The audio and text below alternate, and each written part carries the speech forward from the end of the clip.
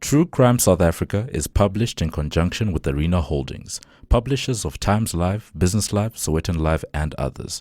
The opinions expressed in this podcast do not necessarily represent the views of Arena Holdings and its affiliates. This episode is sponsored by the exhilarating new movie, Midnight in the Switchgrass. And let me tell you, true crime fans, this movie is for you. Two FBI agents cross paths with Crawford, a Florida cop who's investigating a string of murders that appear to be related. When an undercover sting goes horribly wrong, Crawford soon finds himself in a twisted game of cat and mouse with the killer. The movie stars Emil Hirsch, Megan Fox, Bruce Willis, and Colson Baker, also known as Machine Gun Kelly, and it looks seriously good.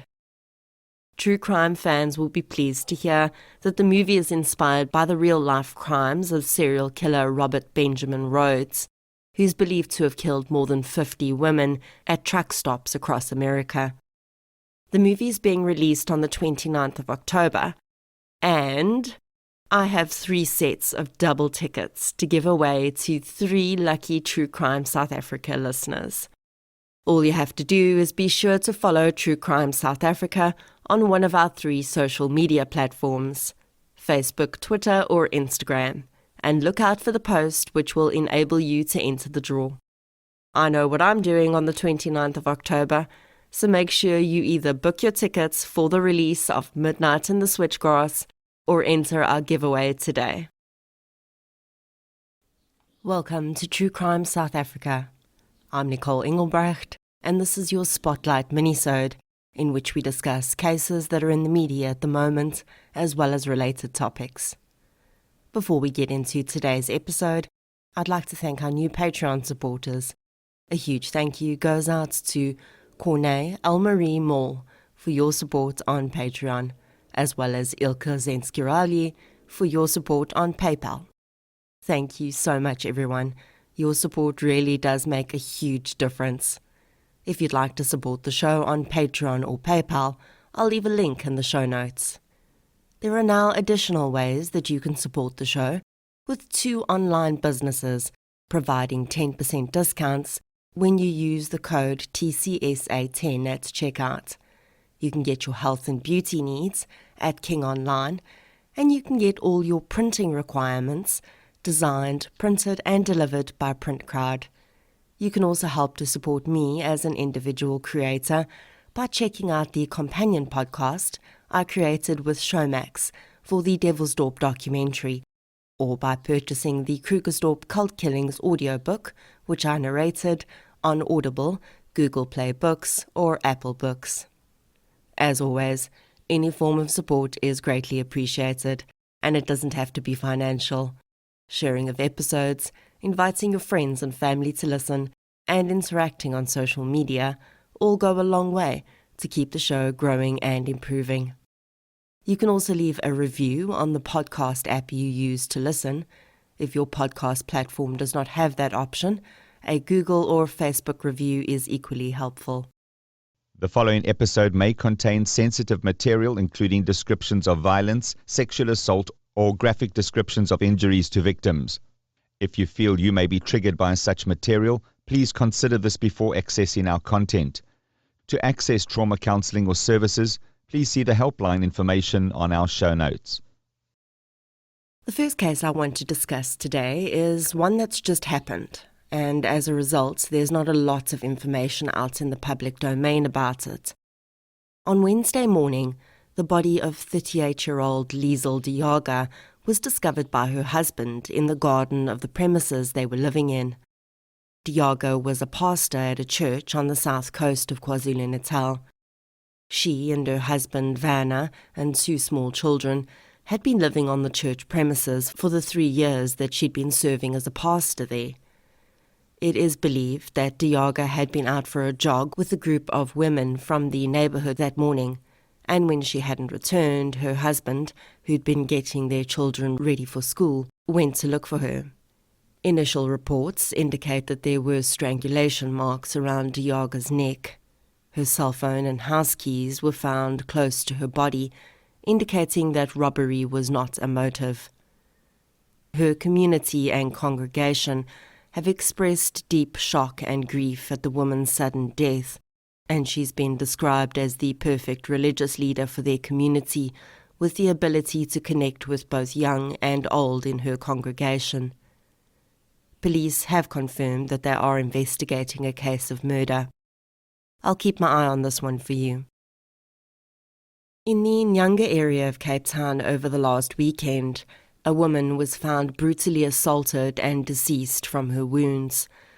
A neighbour entered the home in Brown's Farm on Sunday morning after hearing screams coming from the home. She found 47-year-old Zanele Mtwai's bloodied and lifeless body in her lounge. The neighbour then found the woman's son in the house, who admitted to assaulting his mother, but claimed that he didn't think the assault could have killed her. It would emerge that the man had beaten his mother with a pickaxe. When police arrived, they arrested the man, and he will be charged with murder.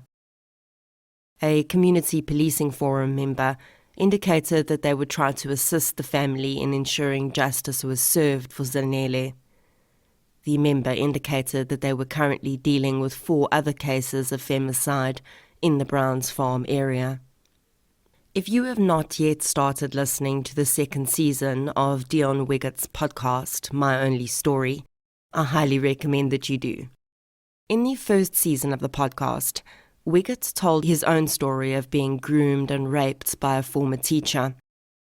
The podcast series, which is set up as an ongoing investigation, would reveal that Wiggett's abuser, Willem Breitenbach, had gone on to rape and sexually abuse many other young men and boys throughout the years, and he'd gone from teaching to working in media, but had seemingly never stopped his predatory behaviour.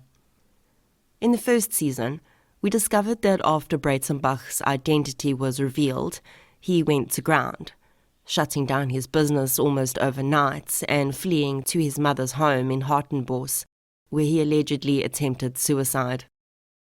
When charges were laid by Wiggett against him, another 15 men would join the charge sheet.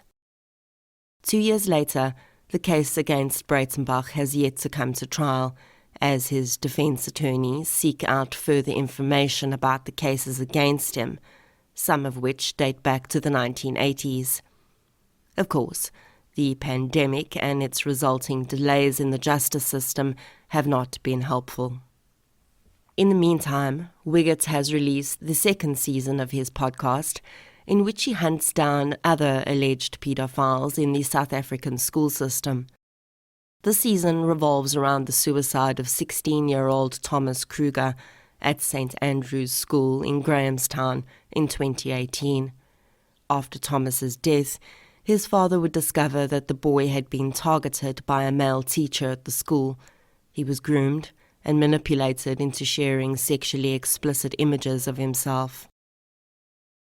The teacher in question has been identified as David Mackenzie, who has worked as a water polo coach at several private schools in South Africa. At the time of the release of the podcast, Mackenzie was working for Redham House in Bedford View. When the school learned of the allegations against him, he was taken to a disciplinary hearing for not having revealed the prior police investigation after Thomas's suicide, and he was recently dismissed. Deon Wiggett's podcast, however, continues on as a means to investigating this and other alleged paedophiles in South African schools, and hopefully to encourage people that have been victims of men like Mackenzie to come forward. I am a huge fan of Deon Wiggett's style of podcasting. He's funny and to the point. But more importantly, he is an absolute freaking hero. He has become a voice against a crime that is so often swept under the rug: the sexual, emotional, and physical abuse of boys and men. Throughout my podcasting journey, I've become more and more painfully aware of how complex this issue is and how little attention it actually receives. I first started thinking about this issue when I began to cover some of the many cases of domestic violence where a female partner is the victim. Although female domestic violence victims still have a hard time getting out of abusive relationships, and this dynamic on its own is complex, it is still also two things. It's believable, and it's not a difficult claim for onlookers to accept. Female victims of domestic violence are the stereotype, simply because females are often physically weaker than men, and also because superior male roles are still expected in society, and as such, we find it easier to accept that females may become the victims of men who abuse that patriarchy. When the roles are reversed, it is far more difficult for people to accept. While recent global statistics put the number of women that experience domestic violence as 1 in 4, the same statistic puts that number for men as 1 in 9. And those are just the ones that report their abuse in studies or class what is happening to them as domestic violence. If we're honest with ourselves, do we expect a lot more violence to be exacted against a man by a woman in order for it to be classed as domestic violence? If a woman slaps her partner, or punches him, or shoves him, that's domestic violence. But we minimize that, and so do men, because we've taught them to. We've taught them that they don't deserve the same protections that women deserve. Hell, up until recently, sodomy was classed as a separate crime from rape.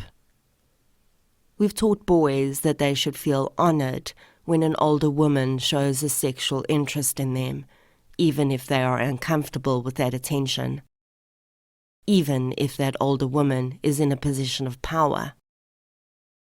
Because boys are supposed to like sex, no matter where it comes from, or what form it takes. So they have no idea they're being preyed on by a paedophile.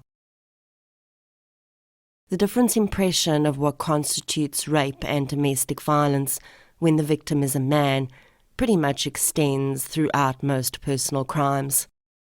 When I recently covered a case on Patreon in which the male victim had been significantly stalked by a female perpetrator and was eventually shot and killed by the woman, several men reached out to me to let me know that they too had experienced stalking on various levels, and they had been given very little support. And we know that simply because of the way our laws around stalking are set up, it's already difficult enough for a woman to get protection from a stalker or take any legal action against them. But for a man? Well, let's just say that in the case I covered on Patreon, the man was an attorney. He was intimately familiar with the law, and he had no way to protect himself, and ended up with his stalker taking his life. Why? Because the courts believed that his female stalker could not be that dangerous. The judge believed her story that she and her victim had been in a relationship and he had betrayed her. This was a complete lie, but she was believed because she was a pretty young female who couldn't possibly have these enormous mental health issues that this man was claiming. Clearly, he must have done something to deserve this, right? Well, no, he hadn't. He had just been this woman's attorney in her divorce, and she had fixated on him. And unlucky for him, he met up with a legal system and a public that believed the woman could not be the perpetrator. Really, though, this is not about accepting that females can be abusers. This is about empowering men to speak up and feel like they are not lesser men if they admit to experiencing abuse, whether their abuser is a male or a female.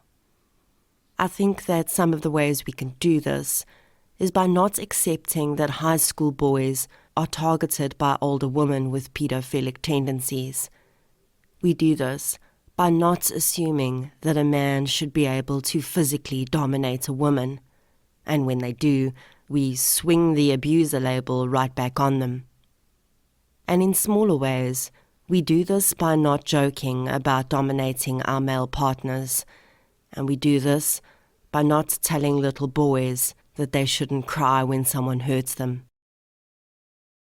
While violence against women is an issue I will always get behind, because as a woman, I do know that women are definitely on the heavier scale of domestic and other violence. I really want to start finding ways to encourage men to come forward when they are victims. And most importantly, I want to be someone that will believe them. And I hope that you'll try to be that person too.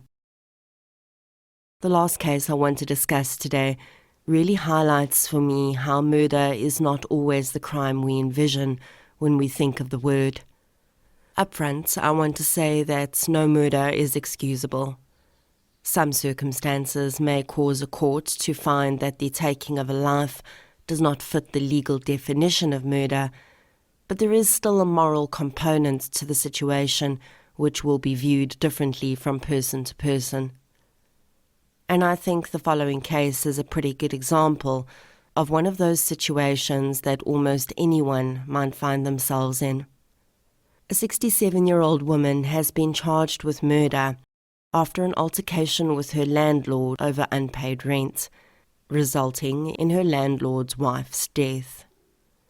It's alleged that the landlord's wife had been in the rented property discussing the unpaid rent situation with the tenant when the landlord entered the woman's home and threatened to switch off her electricity until she'd paid. The man then proceeded to the mains board of the home to disconnect the electrical supply. At this point, the two women, the tenant and the landlord's wife, got into a physical fight.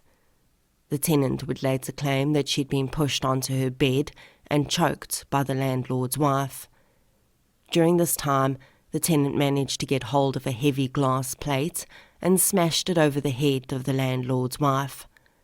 The woman released her grip, but sustained severe cuts to her throat and bled to death within minutes. I'm certain that the woman will use self-defense as a means of defense in her trial, but it remains to be seen whether she'll be able to prove her case. And that is how quickly your life can change, from listening to true crime to being the subject of it. Before I go, I'd like to introduce you to a new true crime podcast.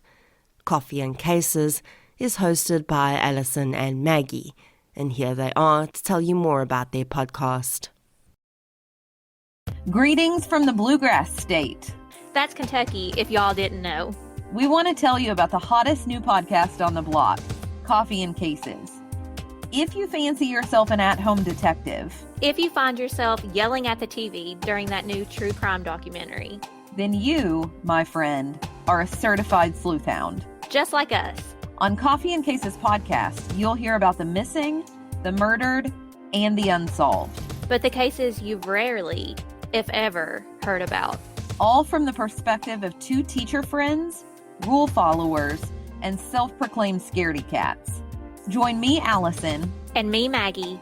each week as we take on cases that are often overlooked but are screaming for justice. Finally, a true crime podcast where you don't have to monitor the foul language. Coffee and Cases is a true crime guilty pleasure that you don't actually have to feel guilty about. Check out Coffee and Cases every Thursday for a new episode on your favorite podcasting app. I highly recommend listening to Coffee and Cases, and I'll leave a link to the podcast in the show notes, or you can just search Coffee and Cases wherever you listen to True Crime South Africa. And that is your Spotlight Minisode for the week. If you enjoyed this Minisode, please be sure to follow the show on the app you're using to listen right now. You can also follow us on social media. We're on Facebook, Instagram, and Twitter. I'll be back next Friday with a full case episode. Until then, as always, thank you for your support, and I'll chat to you soon.